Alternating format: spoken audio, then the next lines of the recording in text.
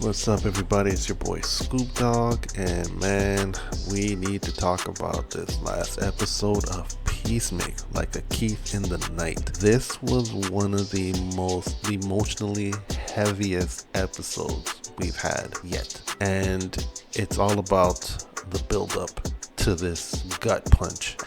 So before we do that, can you please hit that like button and that subscribe button if you haven't already? I'm going to give you guys my top 5 moments of this episode and the one bonus epic moment. First, there was no previously on. They went right into where we left off at that cliffhanger. Harcourt still in the midst of arguing with Peacemaker, and she's pointing out, like, how could you not realize that this is a Nazi world? Like, look at all the Mein Kampfs on all the desks. And then points out a mural of Hitler right in the office, and Peacemaker was oblivious to it. When he came in, he had tunnel vision on Harcourt, and he was then distracted by Rick Flag.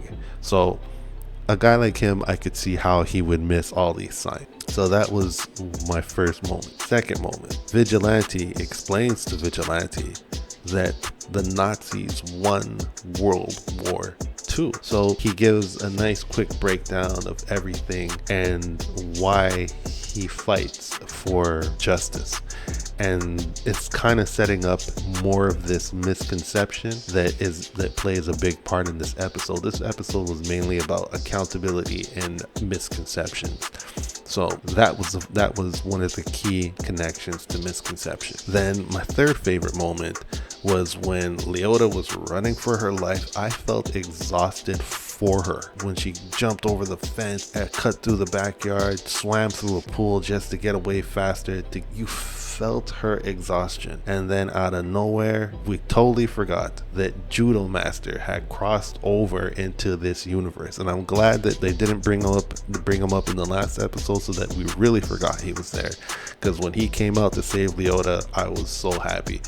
My man had his wires ready to go and electrocuted all these suckers in that swimming pool, and then brings her to a house where he's made camp. They have a nice little bonding moment over Scrabble instead of Scrabble, while he eats Cheetos with an H after the O, and doesn't taste as good as Cheetos with no H in our world. And the conversation is a breakdown of Peacemaker's character and how he's perceived through the eyes of many of his friends, and she is, I think, his closest friend. So that breakdown, trying to convince Judo Master, who hates Peacemaker because he thinks that Peacemaker is the same Peacemaker as the one they have in this Nazi world.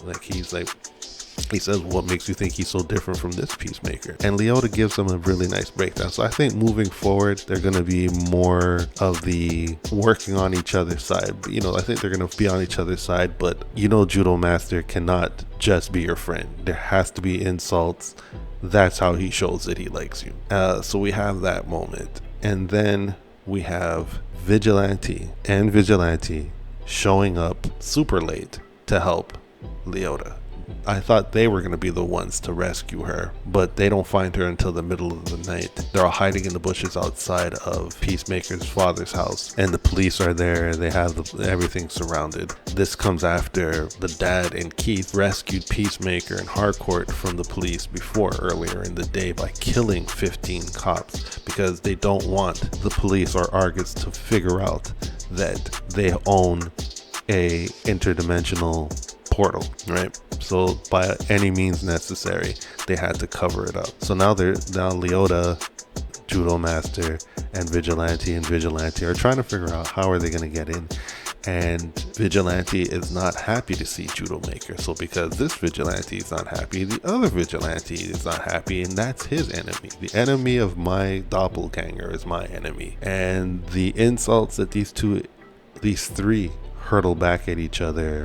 It gets crazy. I thought the banter between all three of them was insane. I love that Leota is so creeped out. Not just the fact that they're in a Nazi world, but the fact that there's two vigilantes that she has to deal with. So that was my number 4 moment. 5th moment was in the kitchen when everyone is finally there. We have Peacemaker, Harcourt, John Economist is tied up, Keith comes, and they're all there, and we learn that the dad is not a Nazi.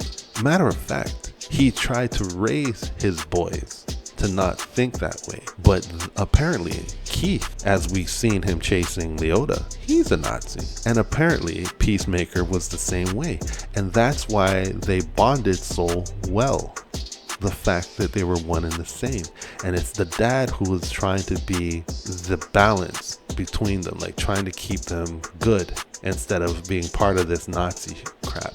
And this comes after Harcourt calls him a Nazi, and he's so offended by that. And he mentions that he came across the other Peacemaker's dad, the racist one that we experienced last season, and he said he could sense that there was something very disturbing about that version of himself, and he didn't like it. And Peacemaker's hearing this and learning, like, okay, so Keith is messed up, but my dad is really good, and Keith is not being merciful at all. He wants to rip Peacemaker to shreds because you took away his brother. He has no connection to you. You're a doppelganger from another universe. He doesn't know you, and you the brother that he loved. And then right there at that moment when you see Vigilante and Vigilante standing behind the glass, behind the dad, and the dad doesn't see them, we're just like, oh no, oh no, oh no, oh no, oh no, oh no.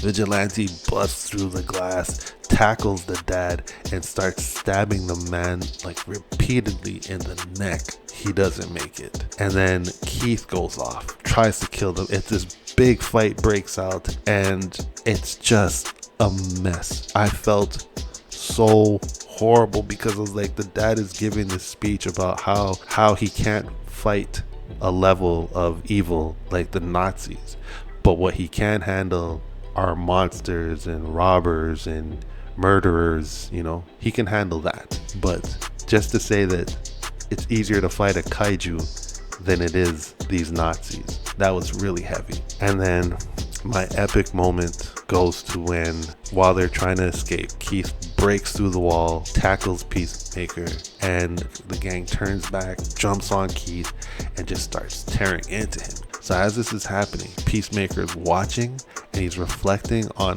every moment where he has taken a life, where someone's life was ended because of him. Everything from Rick Flag to his doppelganger, everything comes back to everything. And then sees what's happening to Keith. He sees the life fading away from Keith at the hands of his friends that are doing this for him. And he lets out this scream. I didn't know at first. I'm like, am I supposed to laugh? But no, it was the point of realization and sanity cracking. Get off him! Get off him, please! For him. And he realized, my brother, this is my brother. I destroy everything. Everything that comes into contact with me turns to ish. And he's ruined everything now. His whole family, people's worlds. And it's all, he's taking all the blame for this. This is where the accountability part of this episode comes in. And we've seen the misconception part, because the misconception was portrayed through Vigilante, who in the end, we had the misconception about the dad, and he was the one that offed the dad. Look at that. Brilliant writing. And Peacemaker just asked everyone, what is wrong with us? Look what we're doing. Look what we do. And he took his brother in his arms and just whispered to him that, I'm sorry and I love you. Like, he never got to say that to his other brother while he still had life in him. So that was important for him.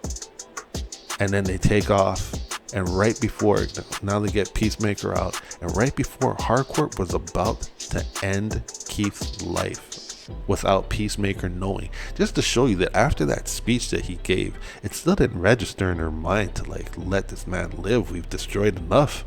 Just close the door and make sure it never opens up again. She just can't. She loves Peacemaker, and she's like, I can't risk you coming after him, and was about to end his life, but then police get through. Vigilante pushes her out the door, closes it with an amazing backflip kick, and Keith is still alive, and we know he is not going to let this go.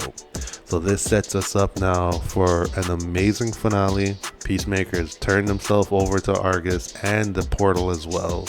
This was heavy, and this is what James Gunn does best. He knows how to wring out every drop of emotional juice from anything he writes. This was fantastic. What do you guys think? What are you looking forward to in the finale? Drop your comments below and let me know your thoughts. Peace.